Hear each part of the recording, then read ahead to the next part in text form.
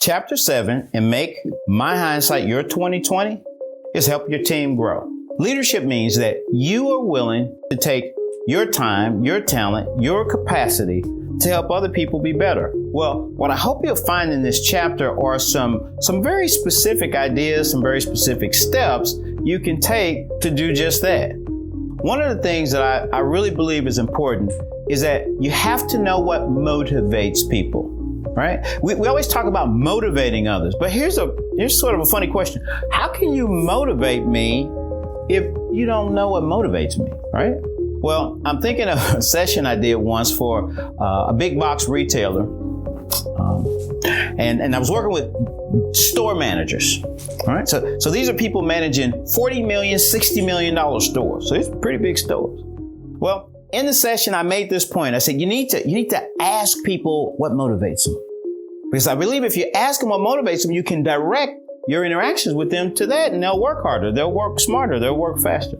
Well, sure enough, one of the managers, about 3 months after my workshop, he got my email address and he emailed me. He said, hey, DY, I want to talk to you about the conversation I had with one of my team members when I talked to him about what their motivations were. So I got on the phone, and the guy's name was AJ. I said, AJ, what's up, man? What's going on? He said, DY, you know how you told us to ask our people what motivates them? Sure. What happened? He said, well, the guy who runs my high-end television business, which is probably the number one volume unit in my store, he said, when I asked him, what would you want or what would motivate you to do your best? You know what he said? I said, what did he say?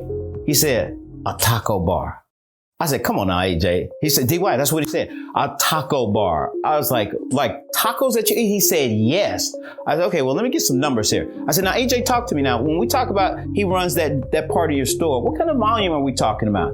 He said, DY, he probably alone does about $2 million, just his department alone, out of the 46 million we're hoping to do. I said, wow, that's massive. I said, so what's the point? He said, well, I said to him, if he hits his sales increase goal, I said, now let me clarify. You want a taco bar? He said, yeah. So what I wanted to know from AJ is I wanted to know, did Taco Man, well, his employee, I'm calling Taco Man, did Taco Man hit the goal? That was my question. So I put that in my calendar to remind myself to ask AJ. Well, sure enough, January came around because they're on a fiscal year end that ends in January. That's a lot of retailers do that so they can account for Christmas. So they don't try to do inventory and summarize everything in December. They move it to January, right? So I called him in January. So I called AJ. Hey, DY, what's up? How you been? How you doing? I said, AJ, come on, man. You know why I'm calling? No, why?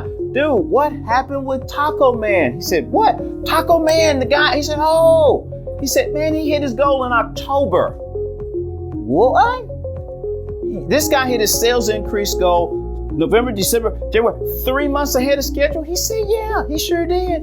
I said, AJ, did you do the taco bar? Did you do it? He goes, no, I didn't do it. Now, y'all, before I could snap on him, he said, I didn't have to do it. His coworkers did it. The coworkers got so excited about his excitement about getting a taco bar. He said he told everybody in the store, when I hit my number, we're getting taco. What I'm telling you is leadership is about connecting with people in ways that matter to them.